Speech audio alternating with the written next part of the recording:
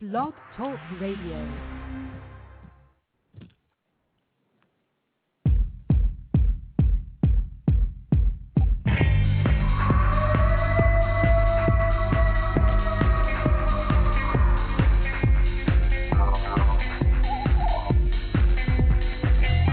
Welcome to Sasquatch Watch Radio with your host, Billy Willard, and the Blog Squatter. Strap in, hold on tight, get ready, because it is about to go down.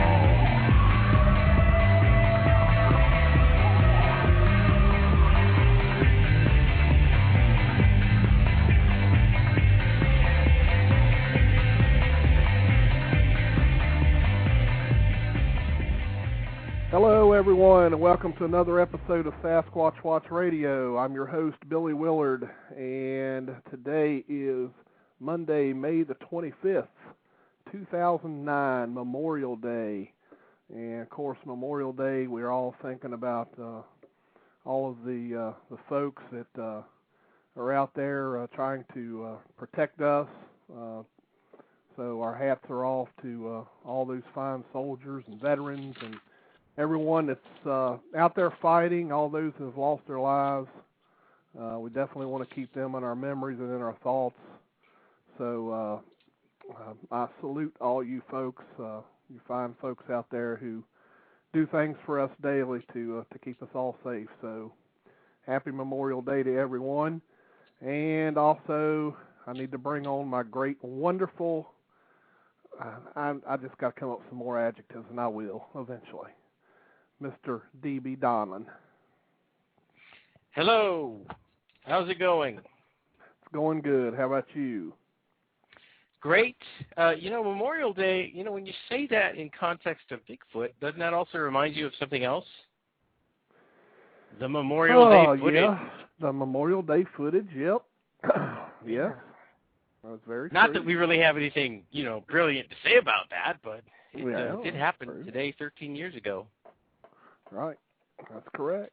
It's hard to believe it's been that long, though. You know what? I mean, it really doesn't seem like it's been that long. Yeah. But I guess it has. So, DB, do you have any news for us before we get started with this very interesting show tonight?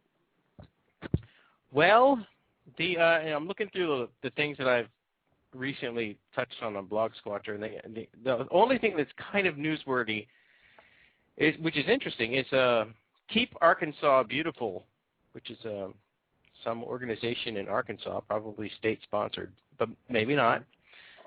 They've used a representation of Bigfoot as their spokesman, and they have a YouTube movie that you can watch, a little short 30-second commercial, and it's called Bigfoot Speaks Out Against Litter.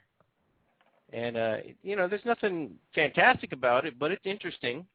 And the fact that they would use Bigfoot in Arkansas as a spokesman, I thought was interesting. Is you wouldn't feel too, you wouldn't think it was too exciting if you saw that in Washington State, but to see it in Arkansas is kind of interesting. Right. Well, we have an interesting show here tonight, and what are you eating over there, man? It sounds pretty good.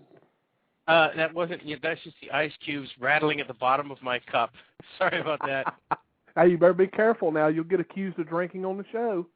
Well, that was a Sprite, and I finished it. I didn't save any for JC.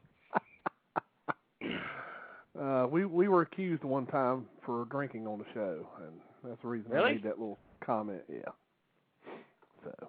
Well, maybe we should drink on the show. It would make things go by a lot faster. Could make things more lively. Yeah. Oh, goodness. All right. Let's see here. Let me move some of these little windows out of my way. Boy, this new chat is something else. I'm just getting bombarded with all types of things I've never seen before, like video requests and everything else. They want to see you on video? I guess. No. I don't know what that means. I guess I need to read up on this new chat room, I guess. I can't even see what people are typing in the chat.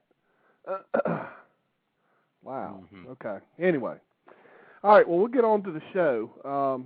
Tonight, as everyone knows, we're going to have a discussion about hoaxing. I'm sure that many out there listening, if you've been researching for any amount of time, I'm sure that you've probably one time or another been subjected to a hoax. Maybe even have a close friend that hoaxed you. You know, and it's always interesting to try to understand why. You know, why does a person feel the need to hoax? You know, what's the inclination of this person? You know, is it that they feel the need to have something exciting happen every time? Could it be, you know, like a mental illness where they have to hoax? I personally don't know what the reason is, and we're hoping that in this show that we'll get some folks calling in. You know, if you've had an experience of someone who tried to hoax you, go ahead. What we're most interested in is in personal experiences with hoaxers. If you've had them, we want you to call in and talk about it. Right. You know, we don't need to discuss the Georgia hoax. I think we all know plenty about the Georgia hoax. So I really don't want to get into that type of thing. It would be better if we could get some personal experiences of people who have been hoaxed by others, and so that we can have a discussion about it. And I think it's going to be interesting because I think we all have a different opinion as to why someone does that. I'm sure DB's got a different opinion than I do. Well, I got 6. Yeah. I saw. I might not have them all, but I got 6. Right. And it's me and DB were unfortunately the targets of a hoax, and so a lot of the experiences and the opinions that you're going to hear from me and DB are probably going to be based on what we have went through. So we're not going to name names, just so that everyone knows that. There's a couple reasons we've decided not to name names. First and foremost, as we know, most people can, nowadays you can sue somebody if you stub your toe. We live in a lawsuit world, and everybody will sue for anything. So we're not going to name any names, but I think the important part of the show is hopefully this will get out the information so that people know what to look for. You know, because obviously exposing these hoaxers don't seem to do any good anyway.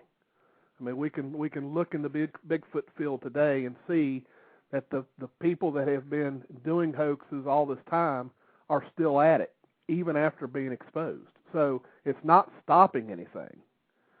But the important part, I think, is to educate and to get out the information so that people know what to look for, because there's definitely some signs, as I'm sure DB can relate to.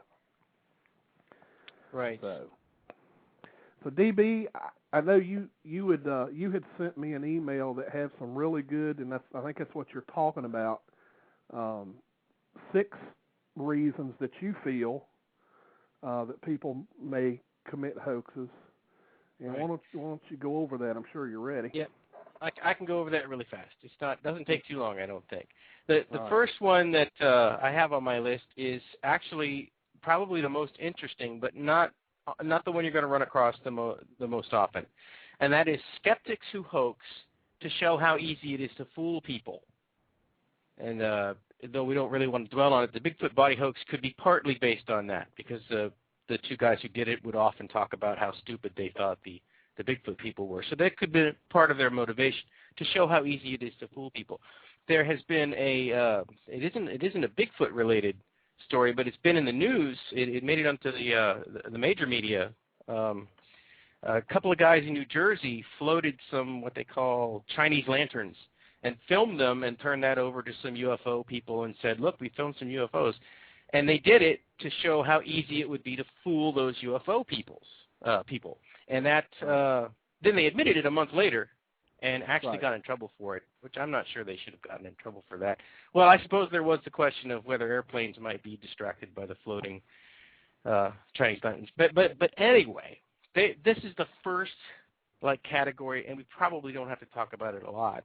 Although I will mention that some time ago there was a teacher of some kind of class. I'm not, maybe it was just an English class or something, but it was at a community college level. And he told his class, it's really easy to fool people who look for cryptozoological creatures. And they actually sent in a made-up sighting report to the BFRO. But the BFRO saw through it and actually exposed it as a hoax. So they don't always get what they're after, these guys who are trying to show that, it's easy to fool people. Okay, the second group are the ones that we probably most often see, the people who want notoriety or fame. And the fame and notoriety they're looking for is really just in the small pond or the little world of the Bigfoot researchers. They just want to get, up there with the big guys, and they figure to do that they needed to come across evidence. But as we all know, it's very difficult to come across evidence, when you're out looking for Bigfoot. It's just you just don't come across it every day. So, lacking scruples, they fake evidence. All right. And the third group, we probably know a lot of these also. We won't name who they are, but they would also have to do with the Bigfoot body fiasco. The people who want money. They're doing it because they think there's money in it. The fourth and the fifth are a couple of subgroups that we don't have to worry about a lot, but they do exist. Kids will do it sometimes because they think it's funny. We get phone calls in on this show from kids because they think it's, funny to, say something stupid on the Bigfoot show. Well, they'll often call into an organization and make up a fake Bigfoot encounter because they think that's funny. So it's just a little prank from a kid. Well, there's also the mentally ill, which you spoke about at the beginning, and I don't think we need to say a lot more about them. They're pretty easy to spot if you spend any time talking to them because they don't make any sense after a while. Right. So they're not actually hoaxing. Their intention is probably not to fool you. It's probably that they can't tell the difference between reality and what they're, imagining. Right. And the only other form of hoax I've distinguished, I call it the literary hoax, is when somebody thinks, I'm going to write something up and try to sell it to people as if it's a real thing. And that's only different from the other hoaxes because when you read it, you find that there are literary, the features and markers that go in fiction writing. You can find those in there. You wouldn't find that ordinarily in a hastily made up, sighting account. So that's the six that I came across, and I guess I wasn't as fast as I thought it would be. Sorry. Right. That's quite all right. Well, there we have it. And if anyone knows of any other, if there's something that maybe DB left out or that you think that should be considered also, then certainly let us know. So let me go ahead and give out the call-in number. Call-in number is 347-237-5070. Again, it's 347-237-5070. Now, before we get any calls, which I'm sure we'll get some because I know that people have experienced this more often than not, DB, did you have anything that you wanted to start out with, or would you like me to start out with some of our experiences that we've had? Well, I have one really short one that isn't, we may dwell on the one that you and I both experienced together because there's so much we could say, but there's a really short one that I think is kind of indicative of some of the, innocent hoaxes that you run across. Because people do hoax for different reasons. Here's a hoax that you'd think I can't believe they did that, but they did. It's two parents of a child were believers in Bigfoot, but the child was very skeptical, and we're talking about like a 15-year-old, I think. And so in order to try to prove to the child that he didn't know everything, they actually had somebody else dress up in a Bigfoot suit and walk across the backyard. Well, the child was very resourceful and grabbed his video camera and videotaped it. Right. So he then contacted a Bigfoot group and wanted to show them his video because he thought, well, now I've got some evidence, man. This is cool. And I happened to be the person that called his house. I talked to his parents first, and they said, actually we hoaxed him. Please don't tell him, though. So that's not something you're going to run across every day. People have different reasons, for hoaxing, and that's one of the crazy reasons that I've run across. Right. Yeah, that's and you have the I guess you can't really call them innocent hoaxes, but the playing around type of stuff, like sort of what you're talking about, like children will do that a lot. But the bigger concern are the adults. Oh, absolutely. When you have an adult trying to commit a hoax, especially on someone that is a friend, or really, I guess you can't really look at it that way either. It's bad either way, all the way around. Mm-hmm. Of course, we've had our own little experience, and I guess we'll go ahead and start talking about that a little bit, since we don't have any callers at this point. People probably want someone to start this off, and that's what we can do. Right. I think this all started, I believe you got the phone call first from the individual about something that was found in Culpeper, Virginia. Right. He called me as he was driving home from work to tell me that his ranger friend had called him and said that someone had called the ranger friend to report a suspicious-looking guy in a really dark coat poking around in the river with a stick. And so our associate said, the ranger friend drives down there and looks around and finds a handprint next to a hole, which might have been dug by a stick. So that's the story that our associate told me. And this was on a Friday, I think, or no, maybe it's on it was earlier in the week, for the Wednesday or Thursday. And I thought, well, golly, we got to go out there and catch this thing right away. But our associate really kind of dragged his feet on that. He was like, no, we can get it on Saturday, because we know where it is, and we get it on Saturday. Well, there was a little back and forth in this, and that's how I got Billy involved. I wasn't going to be able to go and get it because my wife is out of town, so I didn't have a sitter. I had to stay with my kids, so I called Billy up, and I said, Billy, there might be a handprint out there. Someone's got to go get it. And, of course, if you tell Billy there's a handprint out there, he's going to, he'll move heaven and earth to go find that handprint. So Billy actually got out there into the woods. Unfortunately, the weather got really bad that night. It started, the wind was up, and if you guys ever get into the woods when the wind is up, that's a kind of a scary thing. The trees all creaking and some of them coming down. So he wasn't able to get out there and get it. But we were on the case from that point on. So we tried to go find this handprint. And by the way, I'd like to add, can I add something to that, DB, real quick? Sure, go ahead. We did not let the individual know that I was going out there that night. The individual thought that I was going to come out the next morning when he was supposedly going out there to do whatever he was going to do the next morning, meet the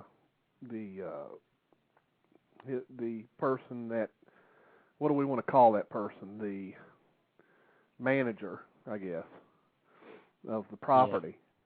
Yeah. Well, I call him a ranger. Yeah, he's the manager of the property. Right.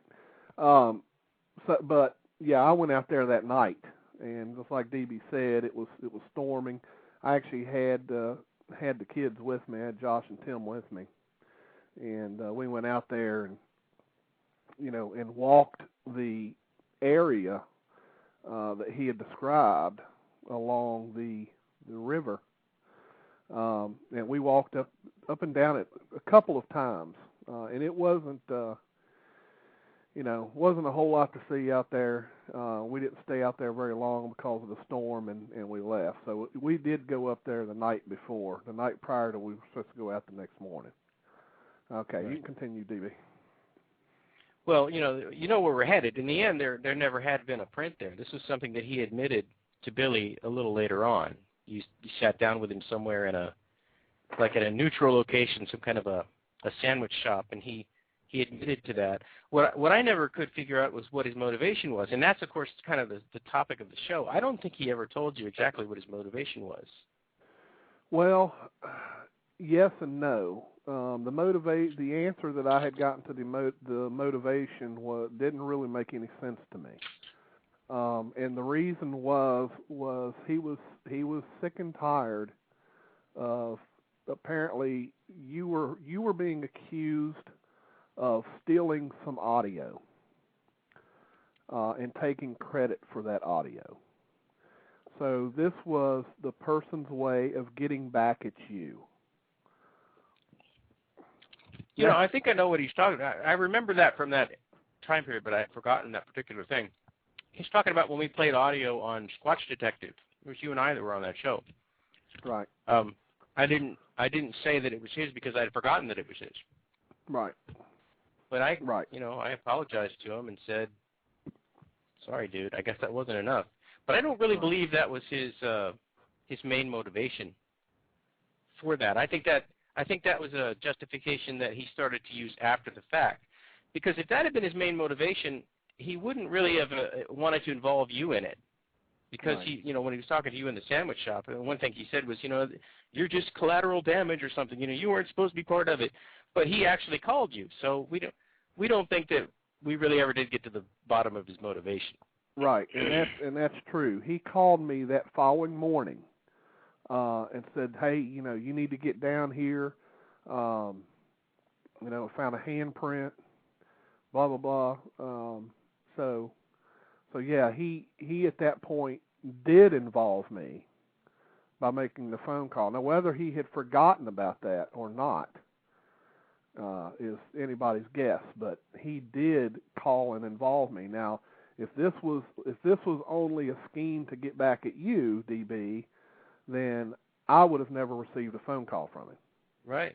As I recall, on that Saturday morning when we finally went down there and saw the print, which we think had actually not put into the ground until that morning, he called you that day, and he never did call me, nor did he take a call from me. Right. So it was almost like he was trying to keep me out of it, and he wanted you to come right. down and see it.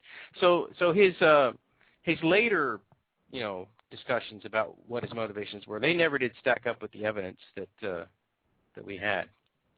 And the way that we busted him, by the way, people, and this is the kind of thing that everybody would have done, I'm sure. He kept telling us that, his ranger friend was the one who was giving him all this information, but we had never talked to his ranger friend.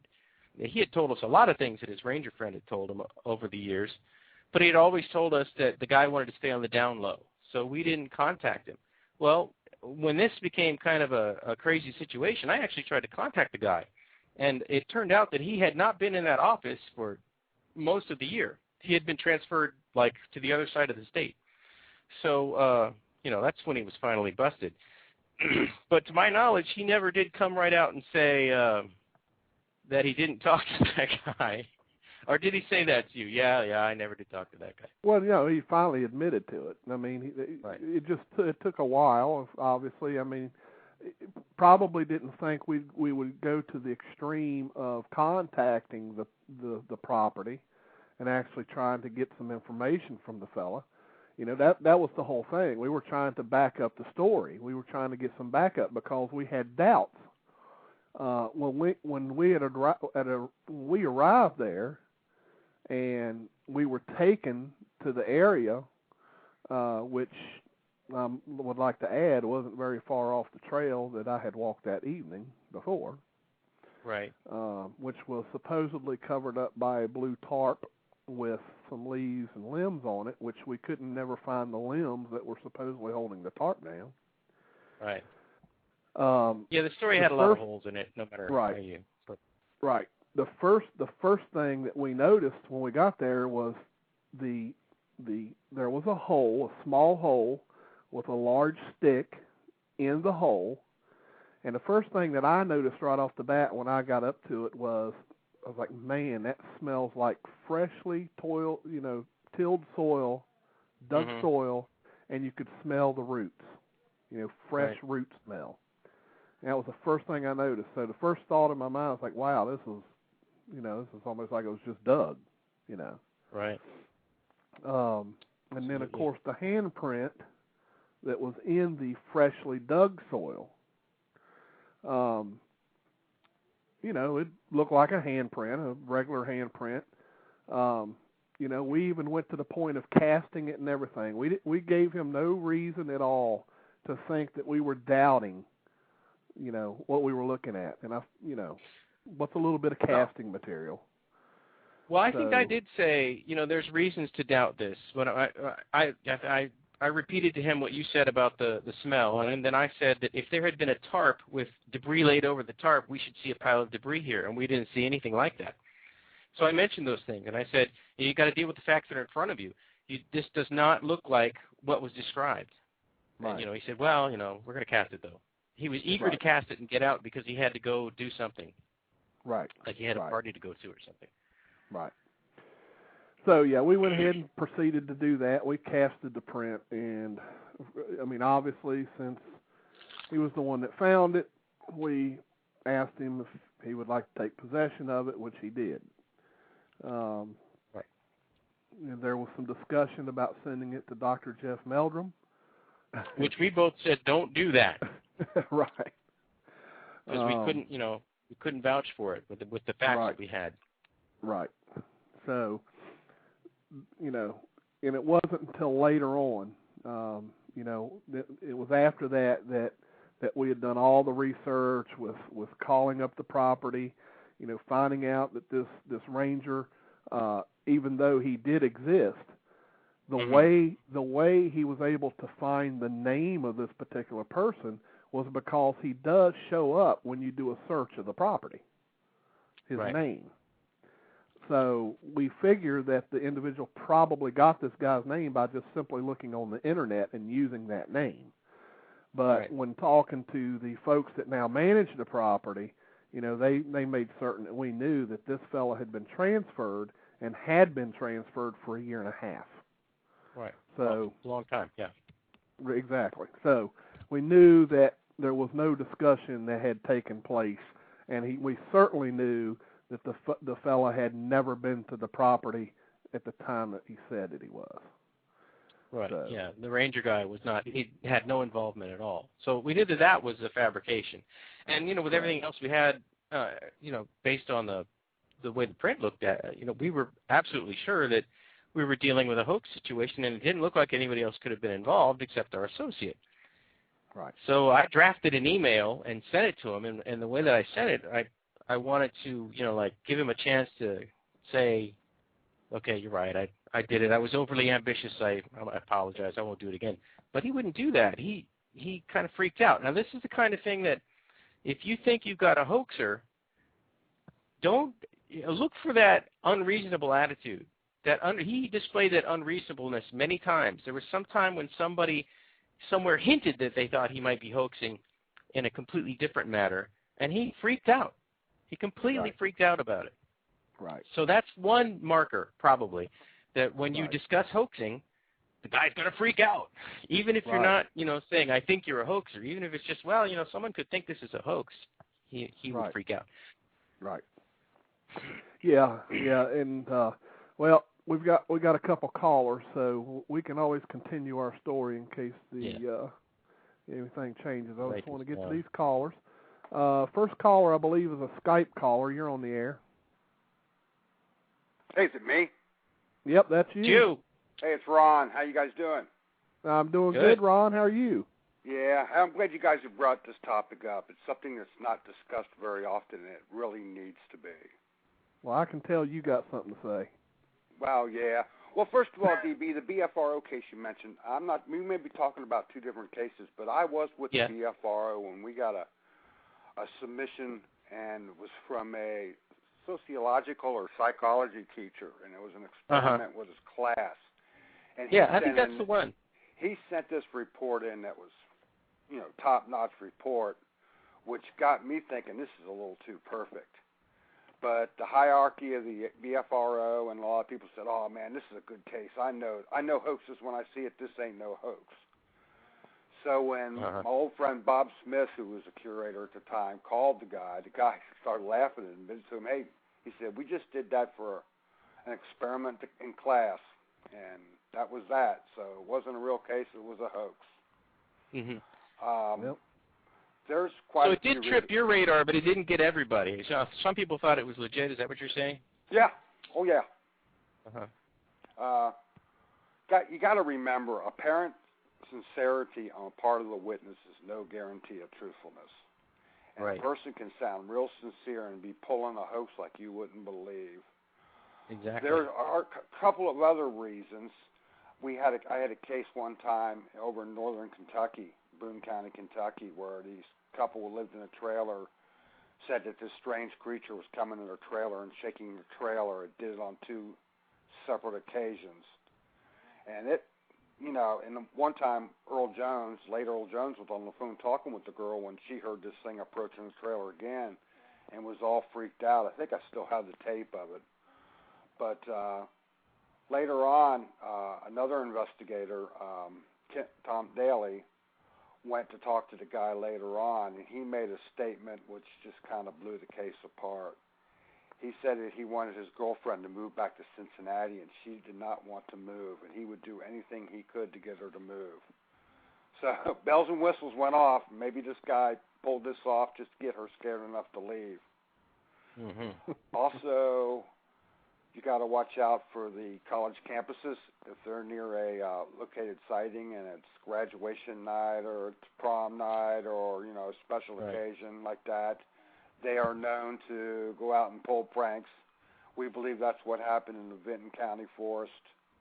Vinton County, Ohio, and the Wayne National Forest back in 1980, where the footprints found, there's no way that these footprints were made by some kind of large hominid at all. And there was a lot of wild stories going on without any substance to it. And we figured that was a hoax, too. See, like I said, you got to watch out for universities. You got to understand that when you say a hoax is like a practical joke, then you get more of a better idea on why people do hoaxes. They do them as practical jokes a lot of times. And like you said, it's not always about money. And a lot of people like to pull practical jokes. So, if you look at a hoax in that aspect, it helps you understand a little bit more why it happens.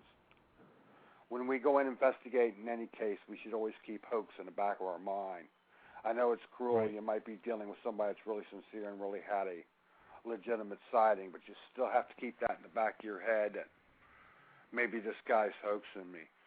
You might want to check out if you're in their house talking to them. Why don't look around, see if there's any Bigfoot paraphernalia, if they had any previous knowledge of the phenomena, especially when they tell you that they never heard of Bigfoot before. You still got to kind of keep an eye out and visualize the house and make sure you don't see anything that could be a Bigfoot book or something like that.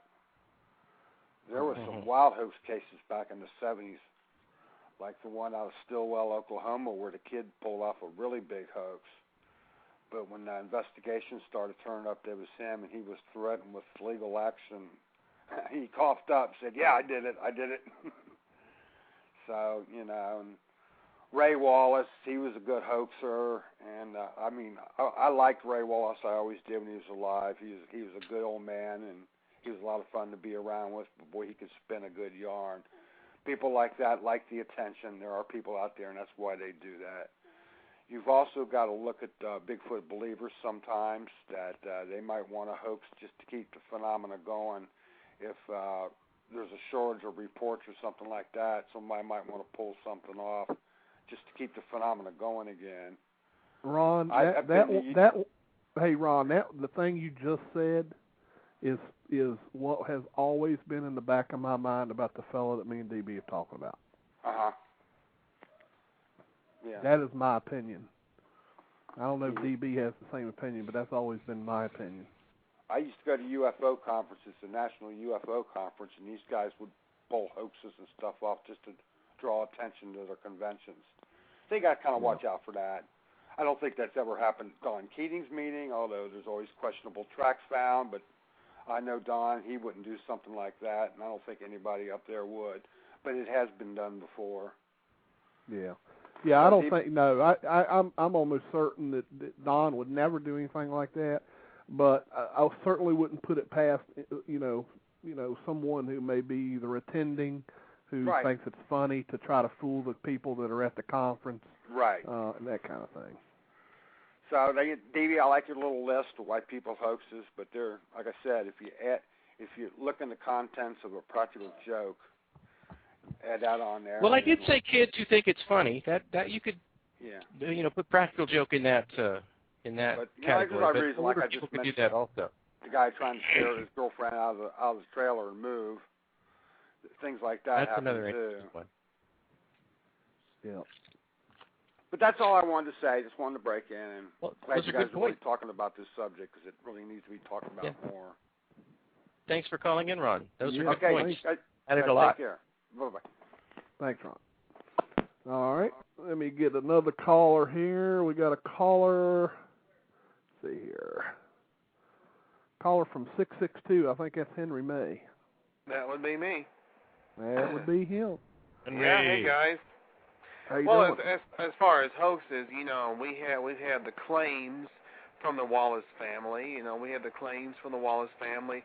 It was actually the family that kind of quote unquote fessed up, after he passed away, saying, "Oh right. yeah, he hoaxed these photographs or he hoaxed these footprints, things like that." But of course, there are those who say there are those who believe that he did not hoax the one that Jerry Crew found. Right. There are those so who what say, what would be what do you think would have been Wallace's reason for hoaxing? Since we're talking about the reasons, what would have been his reason? Well, I think attention and just kind of keep his name out there, keep himself in the queue, I guess. Keep things. Yeah. And also you have the claims of Bob Hieronymus, of course, with the Patterson-Gimlin film, claiming he was the guy in the suit. That's an issue that has not been resolved yet. Well, I think Bill Munns blew that one out of the water. So. Yeah, I think so. What I mean is not resolved as far as with the skeptics and things like that. But I think Bill Munns did a heck of a job blowing that one out of the water last week at the roundup. So. But as far as hoaxes that I have, I don't want to say been a part of, but have been, involved with. When I say involved with, I mean where there was a hoax perpetrated against me, and perpetrated against others was when we were at Salt Fork a few weeks ago, and we were on the guided tour at the first picnic area, and all of us we found this footprint, this one single footprint. Right. Out down the hill there. It was down the hill, right about where that couple, Mike and Lisa, had their experience. Mm-hmm. It was one footprint. The thing is, the footprint. It was a good size. It was probably about 13, 14 inches long. It had the toes was in it and everything. And. I mean, it looked pretty good, but the only thing was, it was put in an area where somebody would be able to easily find it, and the darn thing had shoe tracks in it. Right. Well, Henry, I've heard that them things can jump like that movie, The Incredible Hulk. Oh yeah. Maybe it came from like a mile away and just landed on one foot there, and then it. Oh yeah. That's where the UFO picked it up. But no, Scotty, beat me up. But no, I think that was most likely a hoax print, and even of course Don himself said, "Yeah, I think it's a hoax print." So, yeah. I mean, I'm being asked a question by Eric Altman in the chat room. Do I think I was hoaxed when I was in Tennessee? Well, no, I don't think I was hoaxed because I really didn't see anything. Well, is there a possibility? Maybe, but I'm not going to say for sure. I don't want to. I'm not going to say for sure that yes, I was hoaxed in Tennessee because I don't know. Right. I really didn't see enough to. It's a tough thing, Henry. I mean, me and DB went through it, and what makes it so tough is if you're friends with the person, and we're talking about a person who. And here's the really odd part about it, and I'm glad this was thought about this. The odd part about it is this person was what we considered a good friend, very generous person, would give you things, make you things. Give you the shirt right off his back.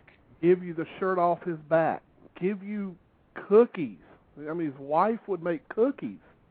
And you know, when I had my back surgery, he brought me this big kettle, these big can of cookies. Man, I eat them cookies up.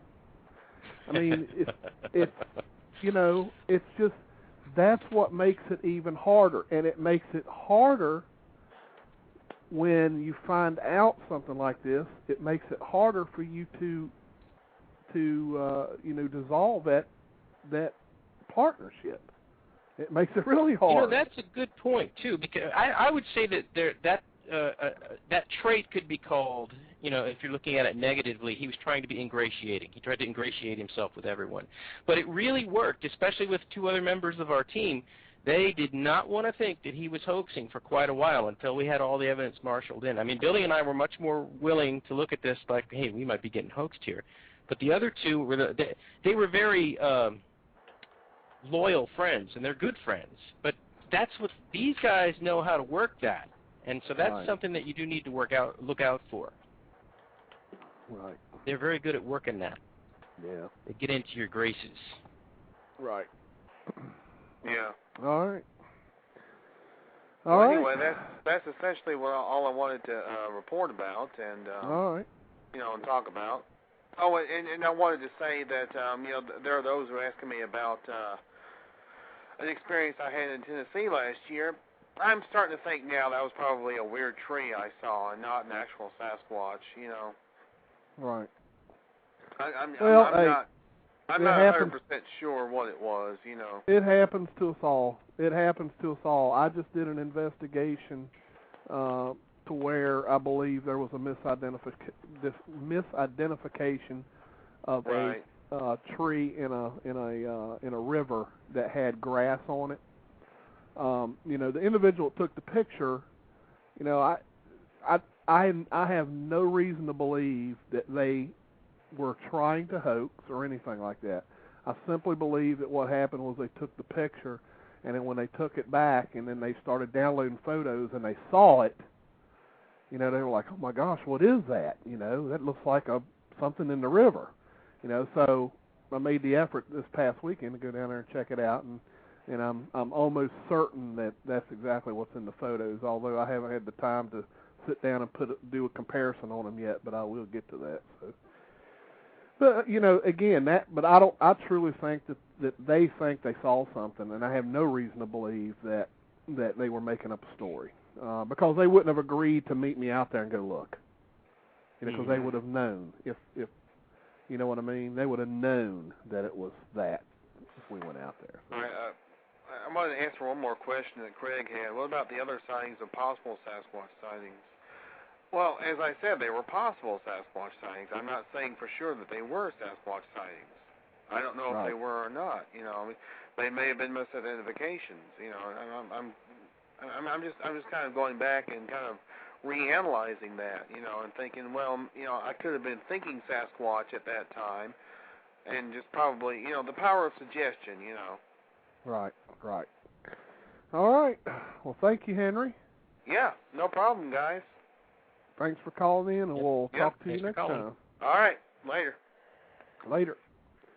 All right. Let me get this other line here. We've got, let's see, 1, 2. All right, we've got 2 more people here holding. Let me see if I can open this one up. Caller from the 434 area code. You're on the air. Can you hear me? Yes, I can. We can hear you. Can you hear me? Yep. Yes, we can hear you. Okay, yeah. Yes, this is Kel Morris. Can you hear me? Okay, you can hear me right, okay? Yes, we can hear you just fine. Okay. I had a comment, and I had a category, but I think Henry May might have kind of covered a little bit of it. But I was thinking about the category of hoaxes about hoaxes. In other words, where somebody might take something which may or may not be a hoax, and then they claim responsibility for it. Oh, good one.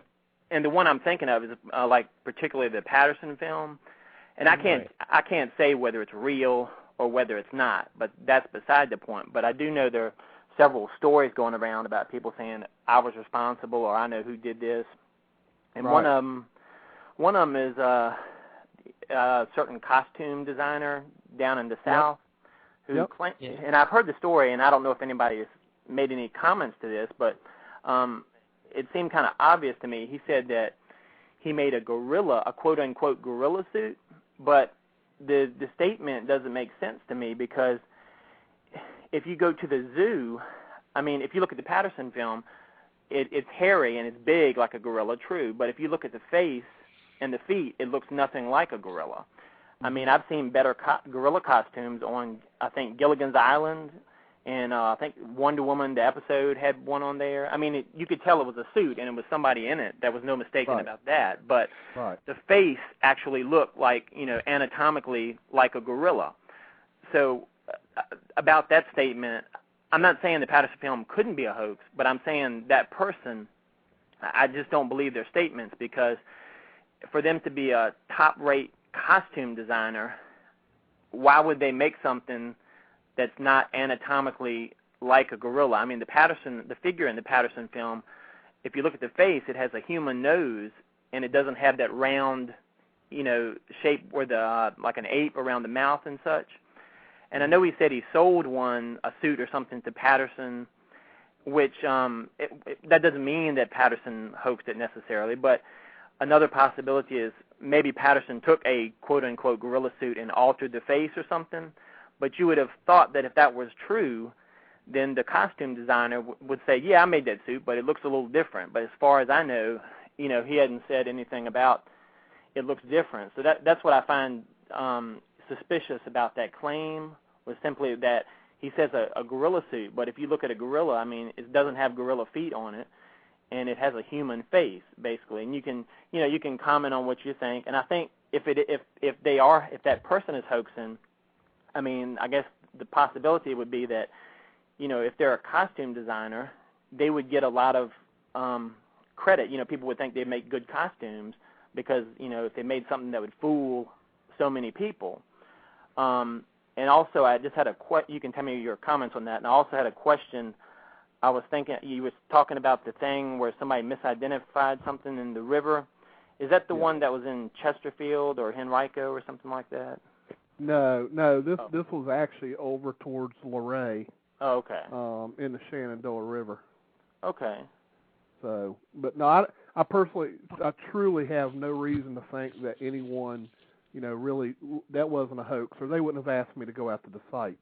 Yeah. I think they honestly wanted to see for themselves that, if they really saw something there, or if it, and of course we got there and we saw that, and we were pretty sure that's what what was seen in the picture. So.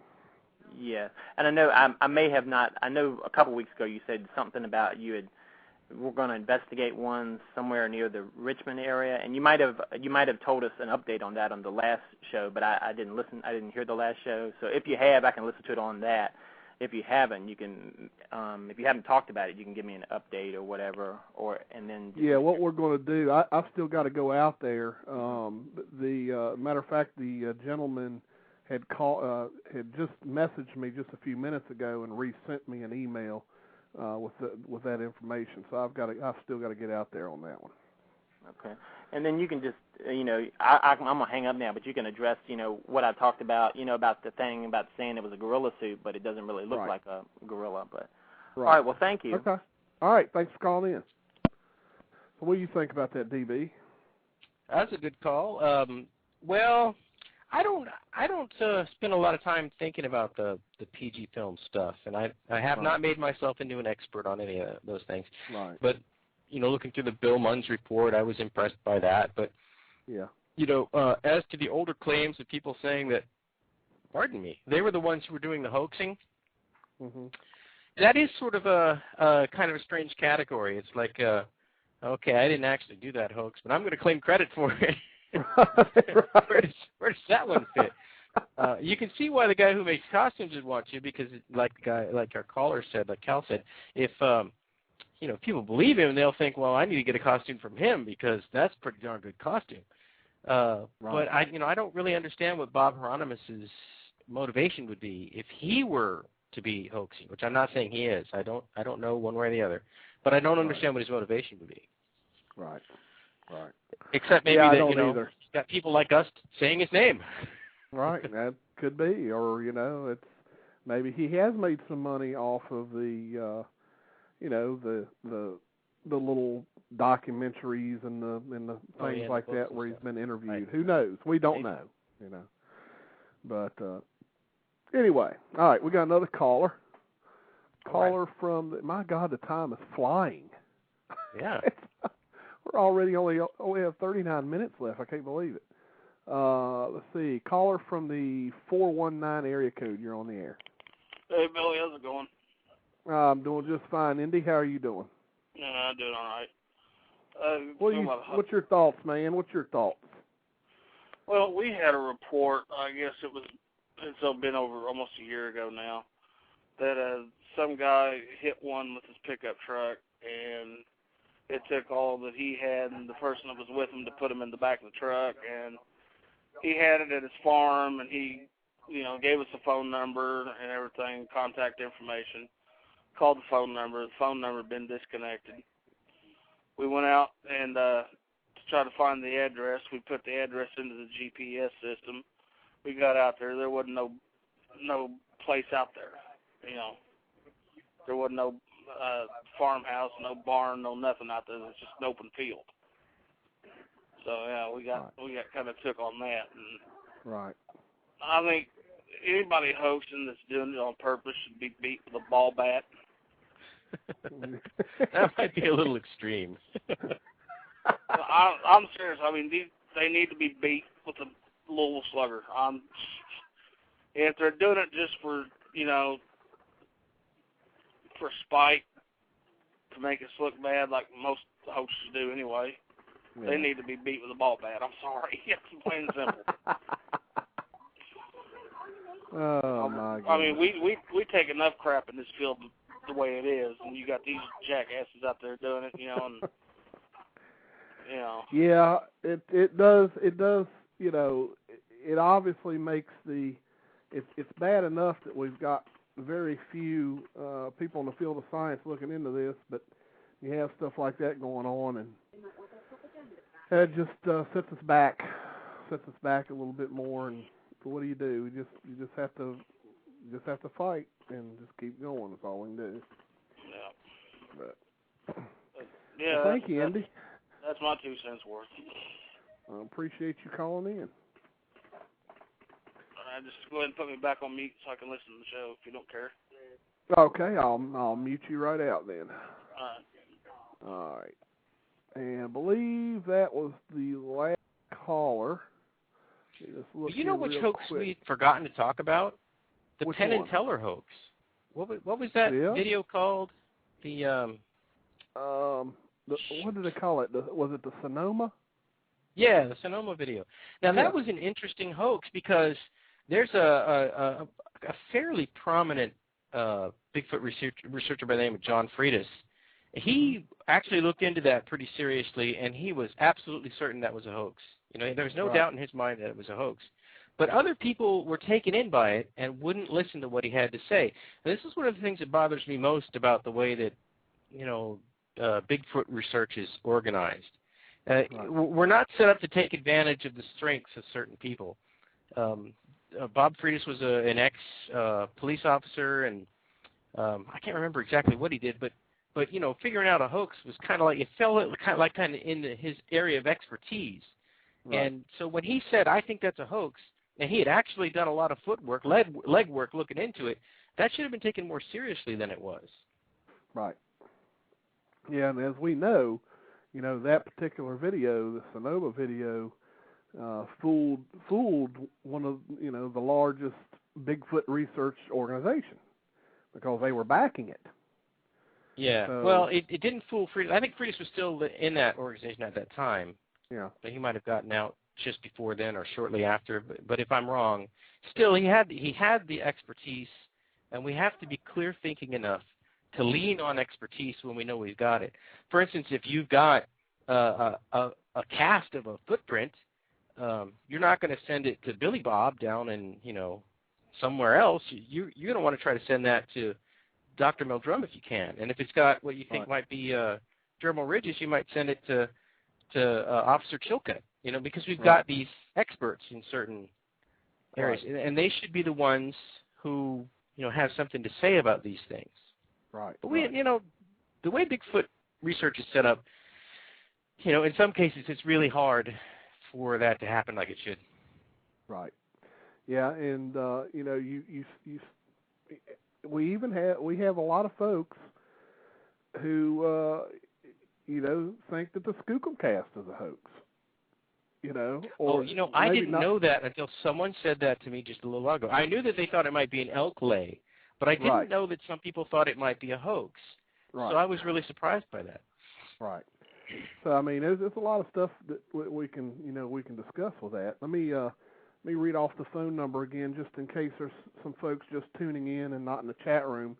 The call-in number, if anyone wants to call in, is 347-237-5070. Again, it's 347-237-5070.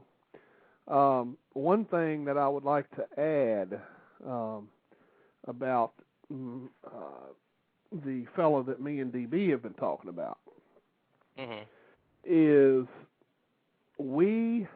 after that had occurred, what happened with us with the handprint.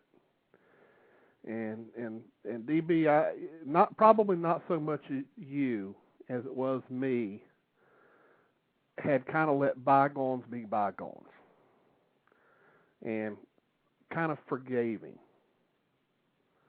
And we went back out into the woods with him. I will admit to that. Well, it backfired on us again. Yeah, he hadn't changed his stripes. It backfired on us again. This time, it involved 3 people, myself, a fellow by the name of Jason, which is my brother, and John Cartwright.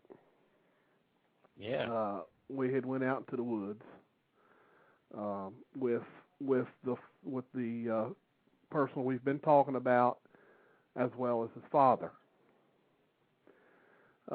We had went out in the same area, Culpeper, had set up in the woods, and we were there for quite some time. Someone had claimed they were seeing some eye shine.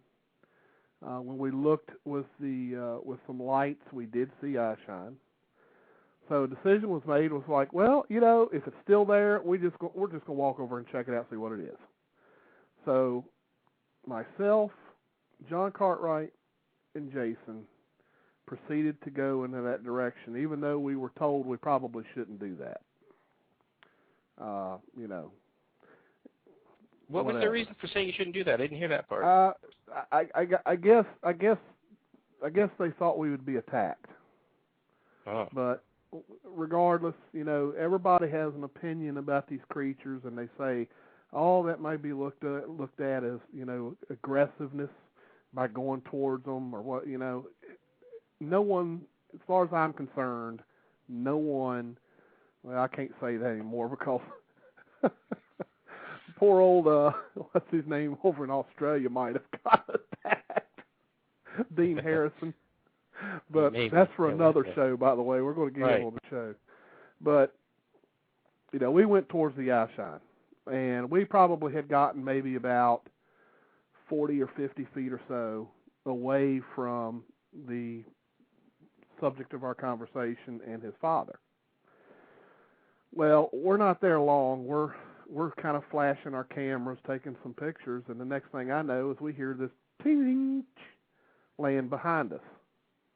So I turn my light on, and I'm looking around, and lo and behold, here's this really nice, brand new, shiny, stainless steel, some type of a clip bracket of some sort that obviously holds something. I don't know what the real use was for it, but it was obviously not laying on the forest floor for any not for period long. of time. Just before you found it, right? Just before I found it, correct. Well, there's only 2 people behind us in the direction that it came from. So once I picked it up and I showed it to Jason and John, and they saw my face, I think they knew exactly what I knew, that we knew what was going on. So we immediately turned around, and as I was going back to the area, our surveillance area to pick up our equipment, I was headed off by the individual's father. And he basically blocked my pathway back to the area where we had our equipment. And what he asked me was, "So did you see anything or hear anything?" I said, "Yeah, I heard plenty."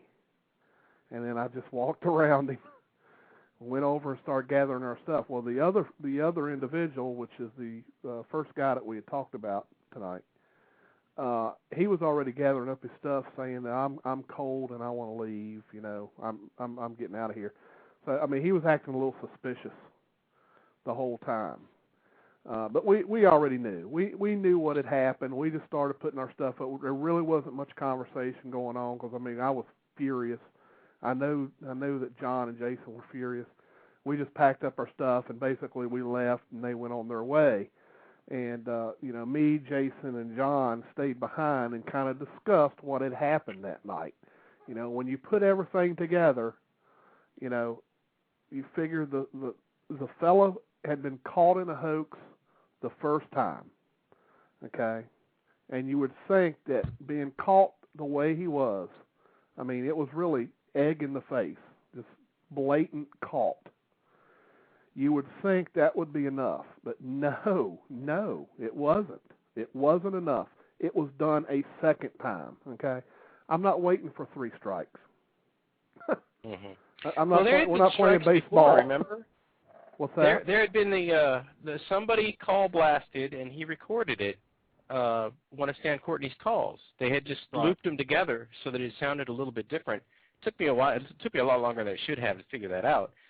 He didn't ever cop to that one. But if you think that he hoaxed 2 things later, what are the chances that he was himself hoaxed instead of the perpetrator of that hoax? I don't know. I mean, it seems like he probably doesn't look good for that. So that would have been number 3. And then there was also the footprints in the snow that were found. Now, they weren't, his feet were smaller than the footprints that we found, and we were always puzzled, like, who would he have gotten out there with their bare feet to do that? Right.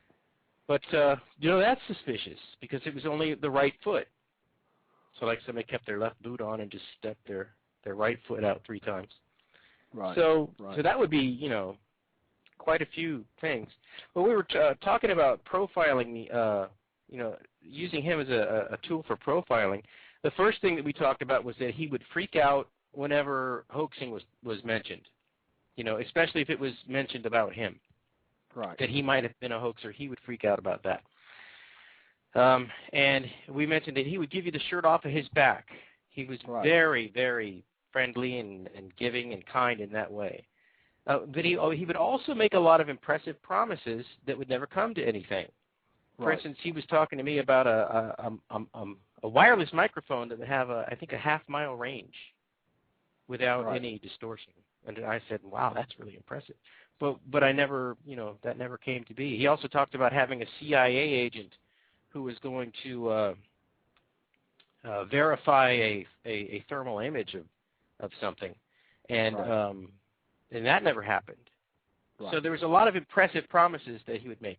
He would say, I'm going to do this, and you would go, wow, that's impressive. So I think that's another marker. They want to impress you, and they'll, since they're into not telling the truth, it's, really easy for them to make something up on the spot they want to impress you with. Right.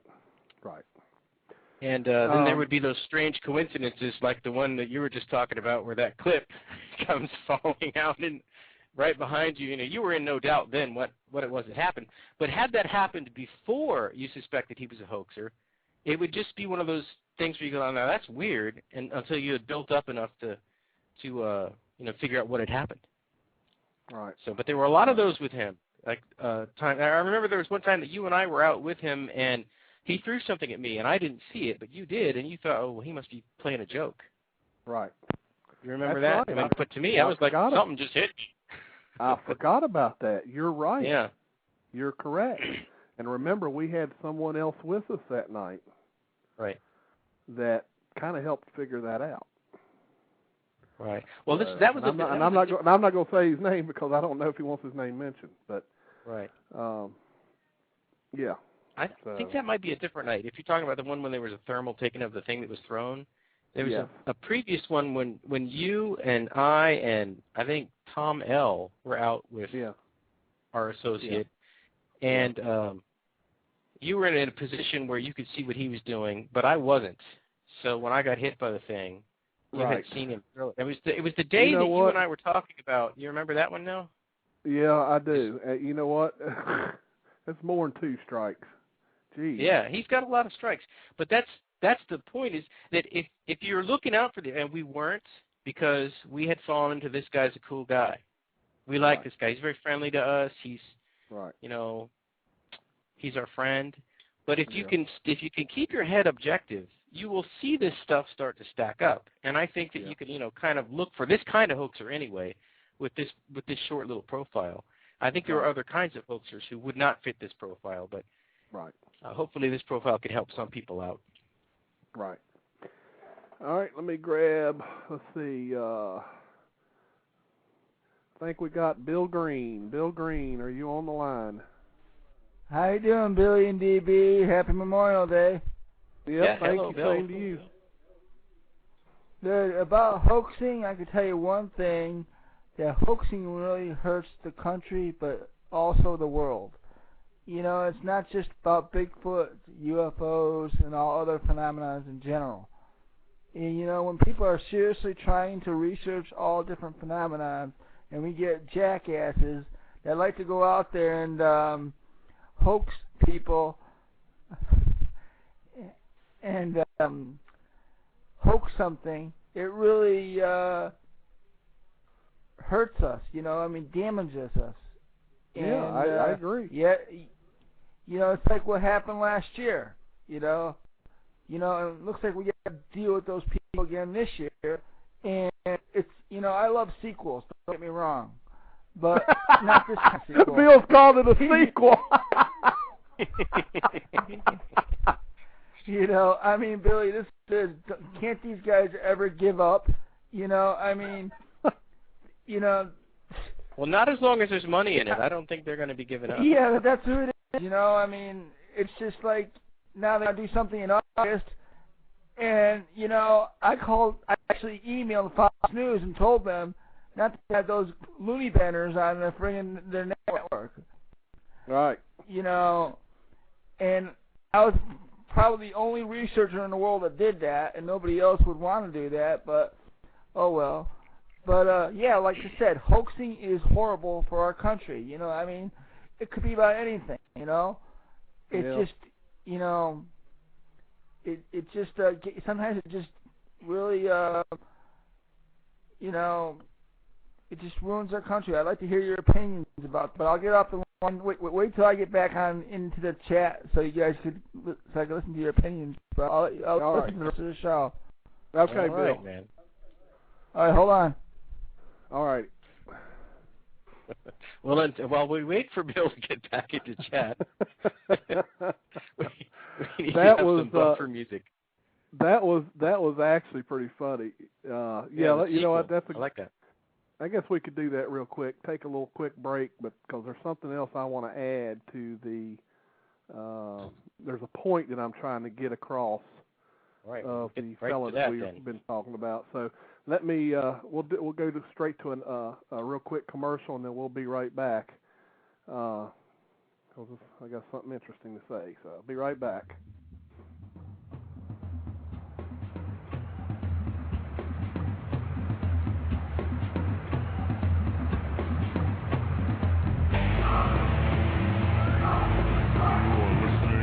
Sasquatch Watch Radio. Stay tuned.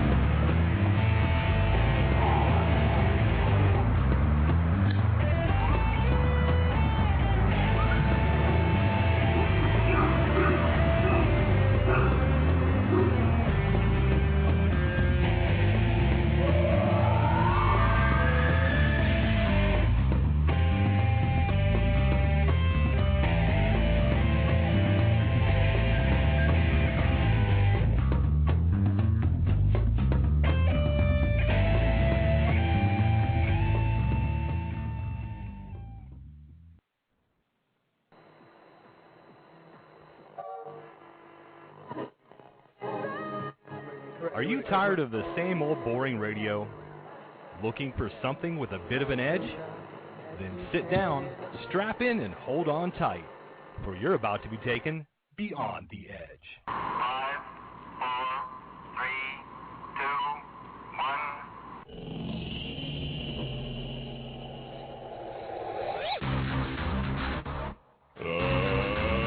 Let's get ready to rumble! It's Down and Dirty Paranormal Talk Radio that takes you beyond the edge. Join us here on Blog Talk Radio Friday nights at 9 p.m. Eastern for Beyond the Edge Radio, as we interview the everyday investigator to the seasoned researcher. From ghosts and hauntings, demonology, UFO and alien life forms, cryptozoology, psychic phenomenon, and other mysteries and unusual anomalies. Paranormal Talk Radio that goes beyond the edge, and it's right here every Friday night at 9 as we take you from the boring everyday normal into the world of the paranormal. Think you're brave enough? Then lock your doors, open your minds, and join us if you dare. Beyond the Edge Radio, Friday nights 9 p.m. Eastern, only on Blog Talk Radio. Beyond the Edge Radio is an anomalous entertainment production. Check us out at beyondtheedgeradio.com.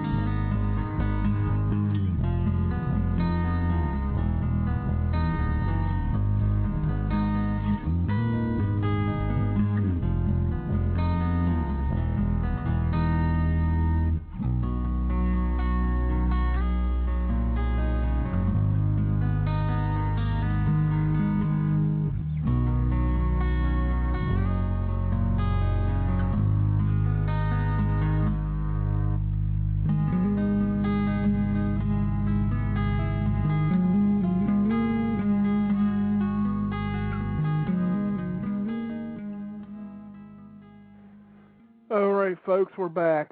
I want to apologize. I saw a Skype caller on the switchboard, and I missed them right before we went to commercial break. Is when I spotted them. So Skype caller, if you want to call back in, we'll get you on the show. Bill was wanting us to comment about what he said. DB, do you have any thoughts about? Well, I thought Bill did a good job. I like the sequel thing. That was pretty funny. Yeah, that did make me laugh. That was good. That was good wording there. Perfect wording, actually, Bill. Because that's exactly what it's going to be as a sequel. Exactly. It's going to be, the budget will be, it's like one of those movies where they spend all the money in the first movie, and the second movie they don't spend any money on it. It's going to be like that because they know you're going to come back, right? Well, I don't think many people are going to come back for this one. No, not at all. If they have any sense, they won't anyway. But yeah, one point I wanted to get to, I just remembered something before we forget it. Did you get that email I sent you from a listener who sent an email question? I didn't know if you had gotten that or not. Let me see if I can find it because let me look for that. You make that point you were going to make about the. Okay. Right. All right, here's something interesting. Now, I'm probably going to get some hate mail when I mention this because, unfortunately, there's no other way for me to do this. So I do expect to get some, but I'm hoping that most of the people who listen to this show know that everything that I tell you is straight from the heart. I don't make any of this stuff up.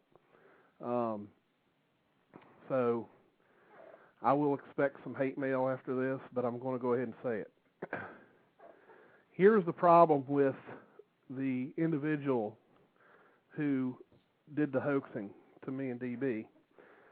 The individual found some evidence.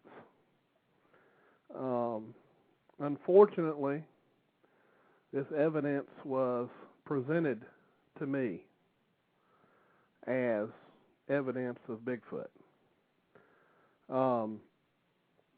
And I'm not ashamed to say it. It was very impressive to me. Now, here's the problem. The problem is it could have been possibly legitimate evidence. The problem is once you have ruined your credibility and you produce something that may very well be evidence, it's not very reliable at that point. And unfortunately, I presented this so-called evidence at the Pennsylvania East Coast Bigfoot Conference. Now, I'm going to get slammed for this. Again, I'm not saying that it was not evidence. It could have very well been a tree twist by a Bigfoot creature.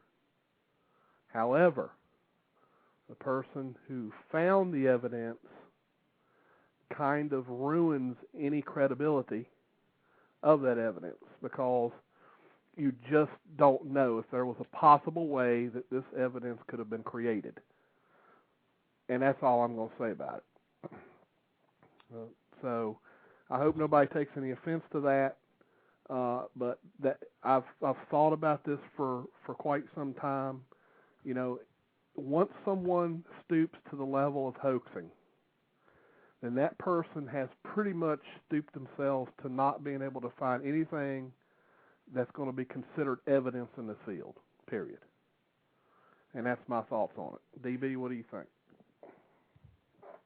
Well, I mean, that's generally what I would have thought also. But I would say that in the case of some kinds of evidence, you know, when you talk about hoaxes and how damaging they are, some hoaxes are more damaging than others. Anything that has to do with stuff done with trees, I don't think that convinces anybody in science, and it doesn't convince anybody who's not already into Bigfoot. So that's more got an insult factor than an actual damaging factor, because they weren't going to listen to that anyway. What is more damaging is, for instance, the Bossberg tracks. Do you remember those tracks? Were the ones, the cripple foot is what they called him? Yeah. That was used by Grover Krantz as, you know, really important evidence that Bigfoot probably existed. Yet that evidence also, it was possible that it was hoaxed. I know that Rene Hendon really was very suspicious of those tracks because of the way that they wound up in such convenient places. He didn't like that. He thought that they should be way out in the woods and harder to find and what have you. Now, that doesn't prove that they were hoaxed. He may have had other reasons that he thought they were hoaxes that I haven't heard of. But anyway, you can see how damaging that would be. Krantz stakes his reputation on saying, this is the final piece of the puzzle that proves to me that they're real, and then someone comes along and says, no, that's a hoax. Now, that would actually be damaging. So there's different levels of, kind of damage that you might get from any particular hoax. So I wouldn't feel, terrible about having been part of that. It's that kind of evidence isn't accepted by scientists. It isn't accepted by skeptics. So it's just got the insult factor amongst those of us who are paying attention. Right. Yeah, and just so that I can clarify, because I see that some of the people in chat are a little confused. Back at last year's East Coast Conference, I had towards the end of my presentation, there was a tree twist brought into the conference. That tree twist was mounted on a piece of plywood and was found down in North Carolina. And I want to reiterate, I'm not saying that tree twist was part of a hoax. What I'm saying is the person who found the tree twist is the same individual that me and DB was hoaxed by. So in essence, what I'm saying is, how credible can evidence found by a hoaxer really be? What that does is it puts question marks in your head. Okay, has this guy came up with some type of an elaborate way to create this hoax? I don't know. I don't have the answer to that. I can tell you that with the size of that tree that was twisted, it would have definitely had to have been done by something mechanical. I've heard other people tell me that there are weather conditions that can actually come down, not hurt any of the other trees anywhere around it, and actually affect one tree. You know, I'm not a weather guy. I don't have no clue. That may be true. I don't know. There's another weather thing. There's a couple of researchers who say that when a tree of that size gets hit by lightning, it will explode. And if you come across one of those in the woods, it's already got the exploded part, you can just grab it and twist it around. So that was a suggestion by, I think a couple of people made that suggestion. But, you know, I mean, I think you should make the statement overt that he did tell you in that spot where you guys were having lunch that he had committed that hoax. He flat out told you about that, didn't he? Yes, he flat out admitted it. Yes. Right. So it's not like Billy has some question in his mind, but whether the guy hoaxed or not. First of all, we had solid evidence that it had been a hoax, and that he had told us things that weren't true, which sort of indicated he probably did the hoax, and then he admitted to the hoax. So it's not like we're guessing here. We know that he hoaxed on that one. We don't know anything about what happened with the tree twist. Right. And thank you, Bruce. That's the word I was looking for, microburst. I was told by someone who has a degree in forestry that a microburst can actually come down and destroy one tree and not hurt anything surrounding it. So, hey, they're the expert. I'm not. So, but has anybody seen a microburst happen? Because that sounds pretty incredible. Maybe what they're seeing is like a tree that a Bigfoot messed up, and then they're saying, well, gosh, there must be some weather phenomenon that accounts for that. Right. And I've seen a tornado, and obviously tornadoes just make a path. So,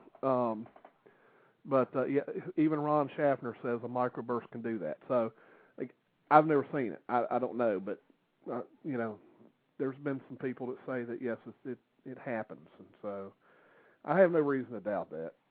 So now, is there anything else you can think of here that we haven't touched on? That was the main point I wanted to bring across is, a person who has done this kind of thing, you just if they did find real actual evidence, how much credence could you put in it? Yeah, I mean, but. He's got his reasons for doing it, and I'm not sure that we'll ever understand what those reasons are. They're his own reasons, but what puzzles me is that the people that were working with him, we actually told them that what we knew, that he had admitted hoaxing and we had caught him hoaxing, and they kept on working with him. I think what the problem is that they just didn't believe us. Right.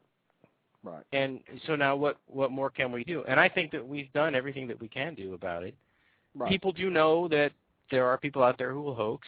That's not a secret, and we're just saying, yeah, actually they will, and this is how one of them did it. Yeah, and again, a lot of people say, oh, name these people. Well,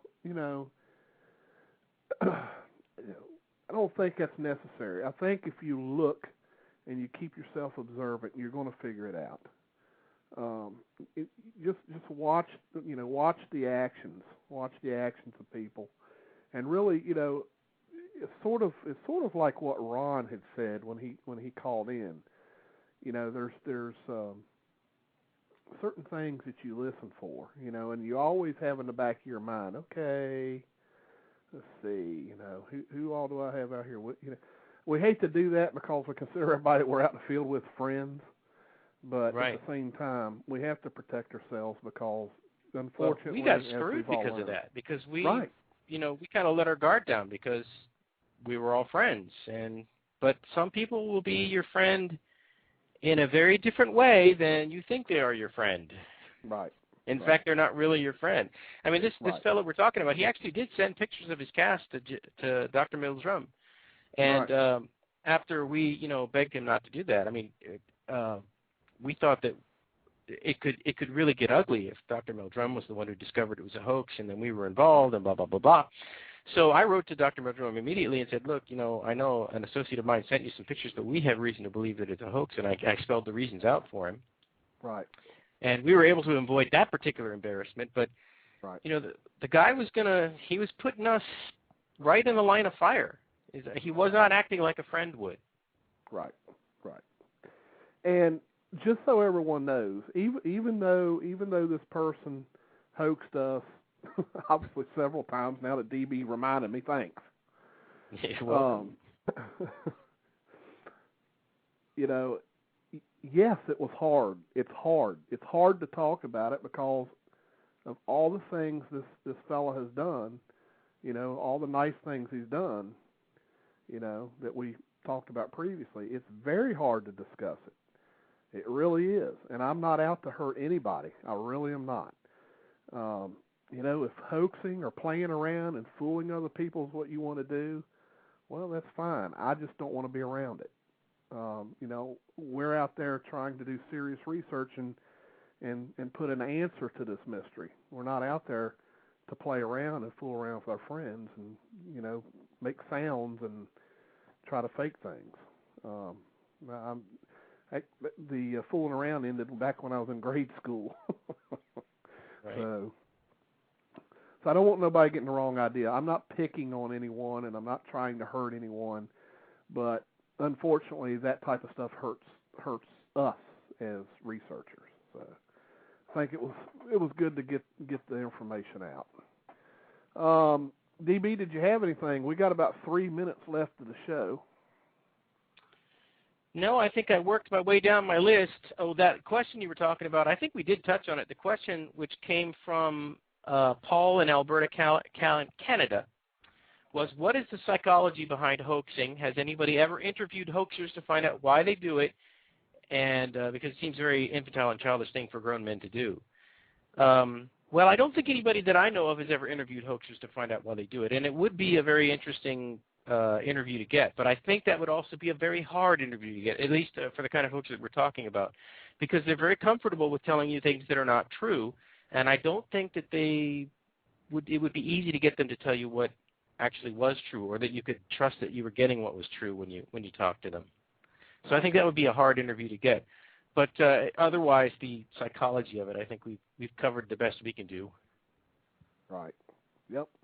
Yeah, that's all we can do. Let's see. Next week, let me see here. See, I usually have all this already downloaded to where I can look at it, but I didn't have it ready, so I have to go in and look. Next week, we are going to have Jeff Healing, who is the creator of PattersonFilm.com. We're going to have him on the show. What Jeff's trying to do with his website is he's trying to look at all the evidence on both sides of the debate in order to get to the truth. So does Jeff have a new take on the PG film? Well, let's tune in and find out. So we'll see what Jeff has to tell us. That'll be next Monday night. Let's see, and I think that's all I have, DB, unless you have something. Nope. It'll be interesting to check out next week's show. I hope we have everybody signing back into our brand new chat, which we had nothing to do with. It just showed up today. There it was. It just showed up. Of course, I haven't been on any of the other radio shows, but it may have been up for a while. But yes, I think JC is real. I have seen him on several occasions, Linda. So he's pretty much a real person. So, all right, folks. Well, thanks to everyone for tuning in tonight. Wasn't here to try to hurt anybody's feelings. Just trying to get the information out. I think it's important for us to know that these type of folks are out there, and you just have to be leery and watch out for them. So, thank you everyone for tuning in. Be sure to tune in with us next week. And DB, have a good night, buddy. You too. Good night, everybody. See you all next week. Yep.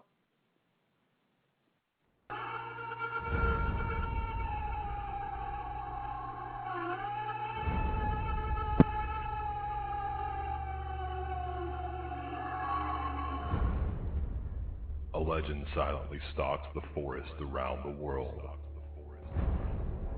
leaving giant man-like footprints in its wake. Skeptics scoff while the true believers search for the answers, and those who have seen it will never forget.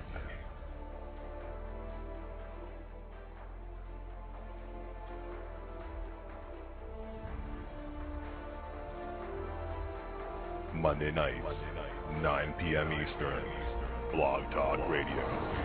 Billy Willard and the Blog Squatcher present Sasquatch Watch Radio.